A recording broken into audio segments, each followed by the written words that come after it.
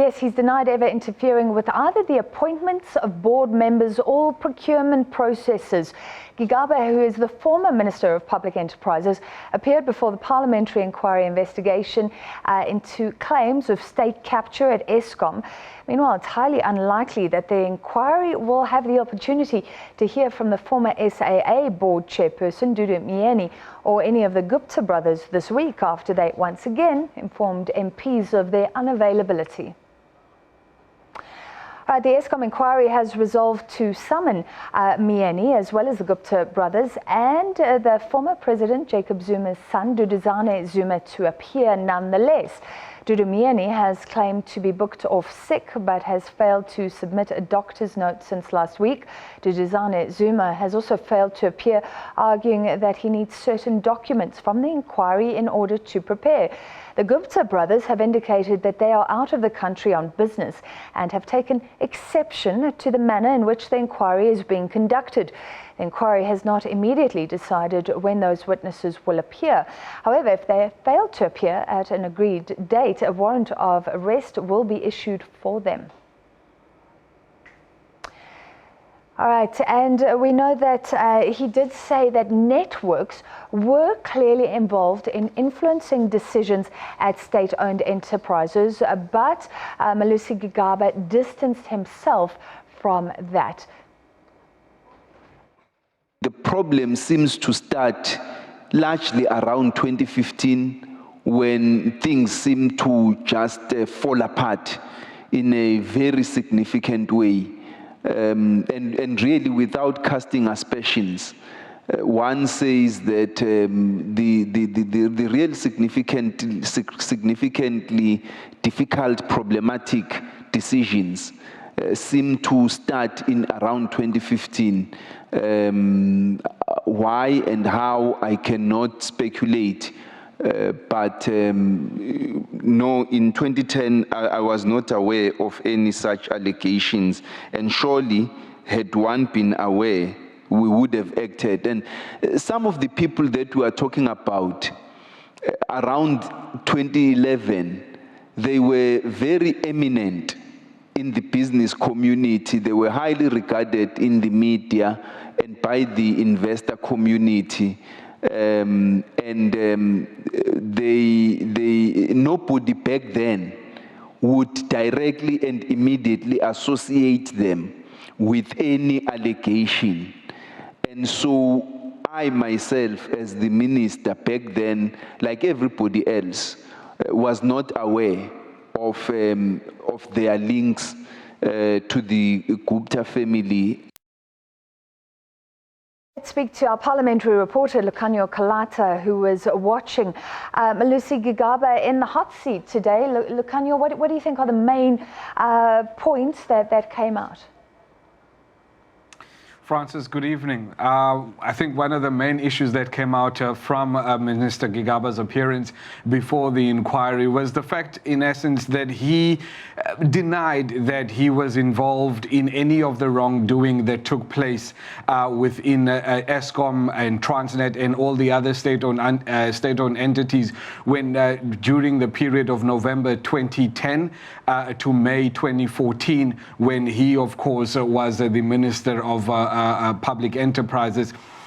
From the side of the members of parliament, they were all very disappointed, I think, with the fact that the minister, couldn't recall a lot of things. Remember, Francis, that before the minister's appearance today, he had actually asked for additional time for him to prepare, for his appearance. So when he appeared before the MPs, and he couldn't recall certain dates, and he wasn't sure exactly as to how many times, for instance, he had visited the Gupta home in Saxonwold. I think that to MPs was very disappointing. So I don't think the minister covered himself in a lot of glory today, at his appearance before the inquiry. Francis? And the whole issue of citizenship of the Guptas came up, and even his own citizenship as well. There was that heated exchange with the EFF. Just give us the context for that.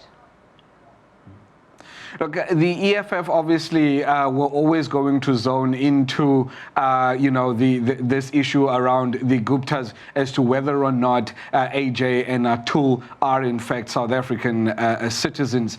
And, the minister last week held 2 press conferences, one day after the other, where he was trying to clarify the fact that AJ Gupta, holds permanent residency, while Atul Gupta, at the time, Minister Gigaba said Atul Gupta was also not a South African citizen. Then the next day he clarified himself, saying that, he had made an error in that regard, that Atul is actually a South African citizen. He was naturalized in 2002. So the EFF was always going to zoom in on that. And when they started off, they questioned the minister's own South African citizenship, and that the minister took serious offense to. And there was a little bit of an argy-bargy between themselves, the EFF and the minister.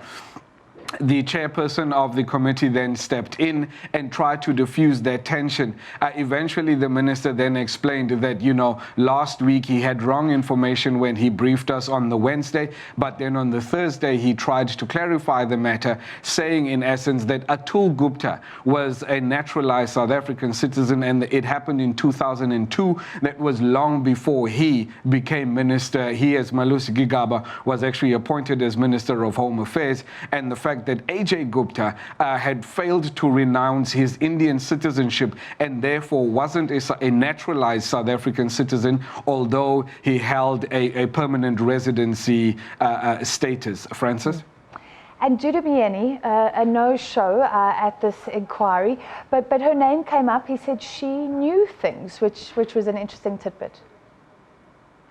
Well, on 2 occasions did Minister Malusi Gigaba actually implicate her. I think the first really big one is the fact that, he said that Dudu Myeni actually knew that he too would be removed as Minister, I think, of Home Affairs. So she must have known, or he basically implicated her in the fact that she was very close to former President Jacob Zuma, and that the president may have, spoken to her about issues that, he was not supposed to have spoken to about, such as the appointment or the dismissal of ministers.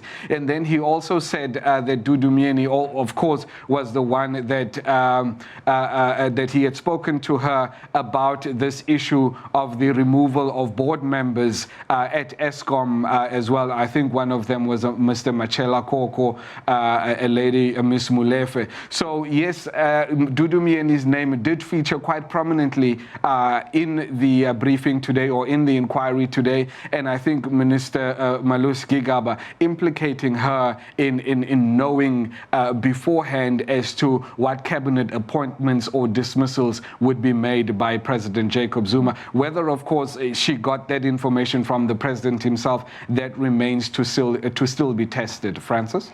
Did you feel, Lucanio, that this committee itself feels a little bit under fire after the letters from the Gupta family saying that it really disagrees with the way in which things are being done? It's all political, it's being aired live on television. Did you find them a little bit apologetic? Because I felt that a bit from the chair.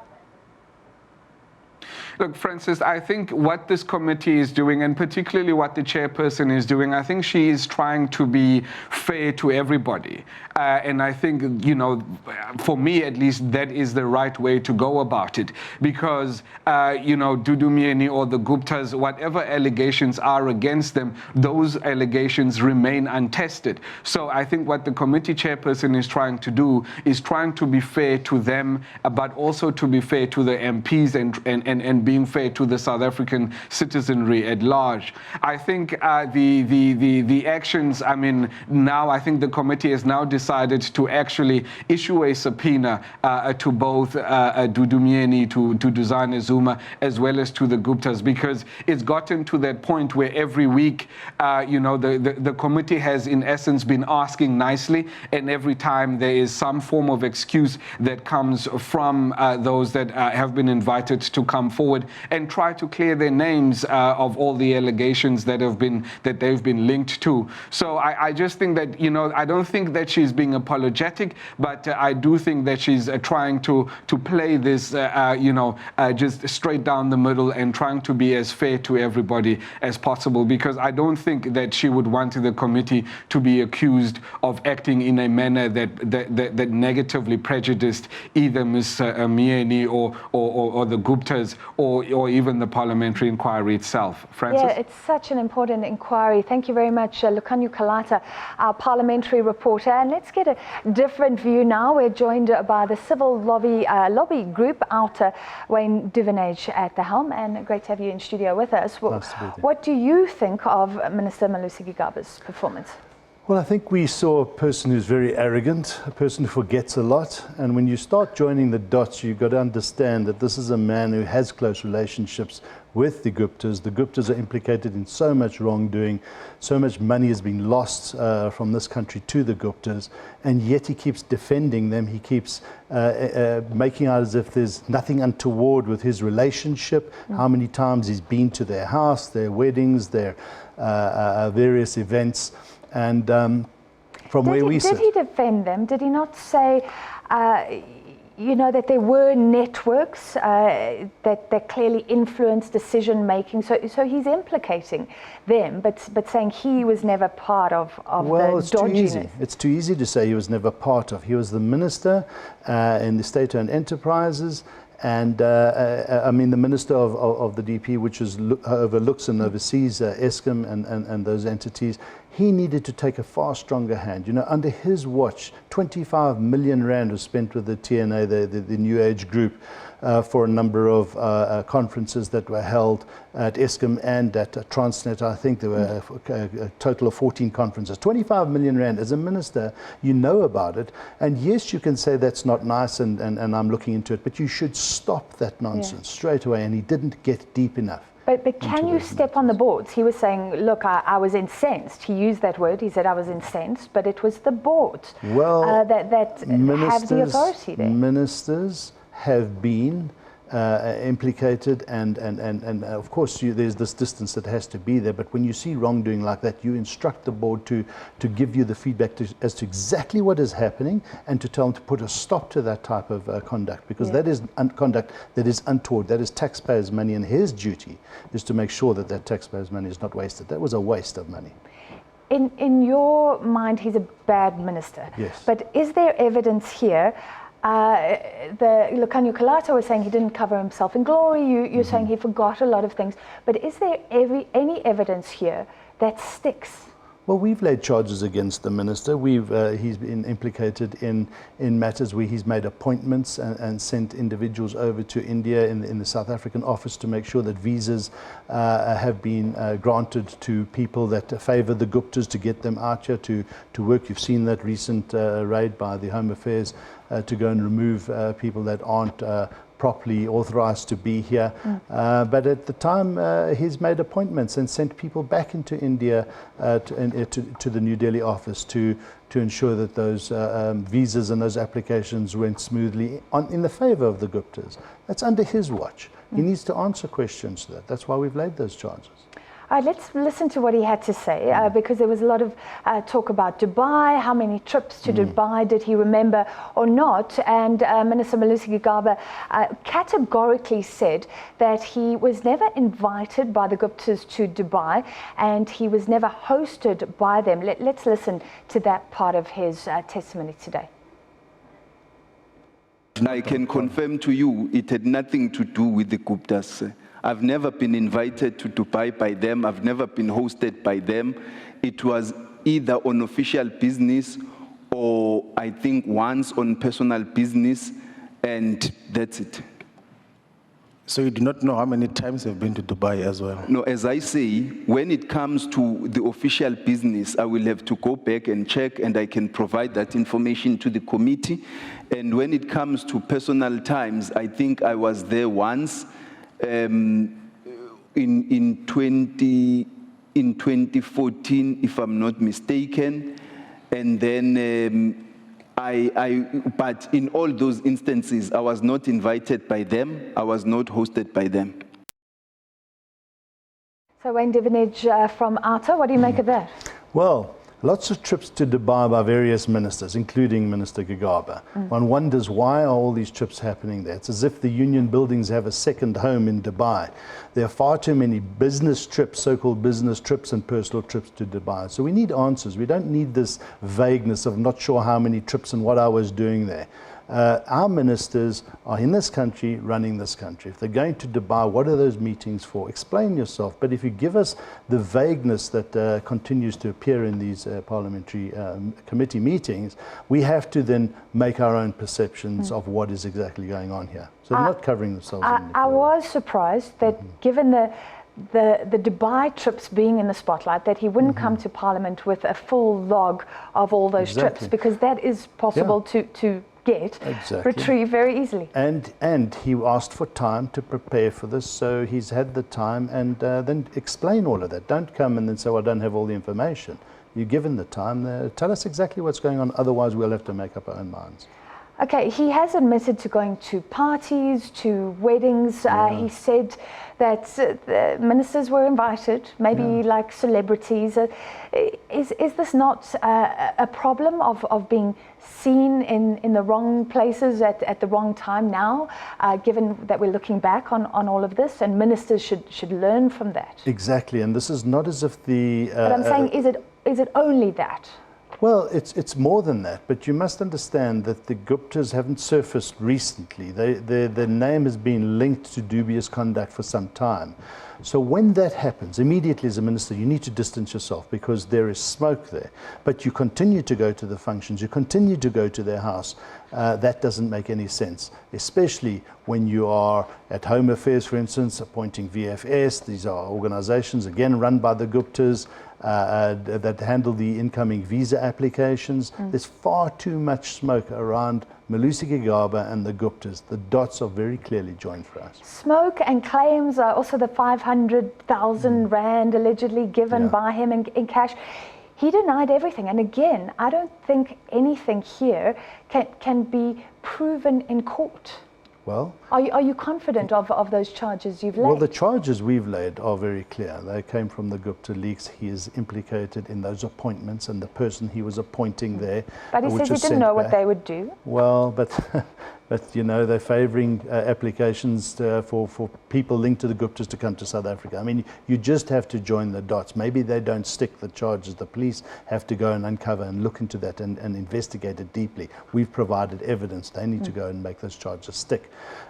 What we're saying to the minister is that there's far too much where he is involved with the Guptas in all of his appointments, from Home Affairs to the Department of Public Enterprises and in Finance, that says, what are you doing? Why are you not raising the serious issues? Why didn't you take a stronger stance where you could have in many of those occasions against the Guptas who enriched themselves through departments that he ran? It's as simple as that. If this happened to be the commission of inquiry, we're looking ahead to that. So the same sort of arguments will come up, the same sort of defences.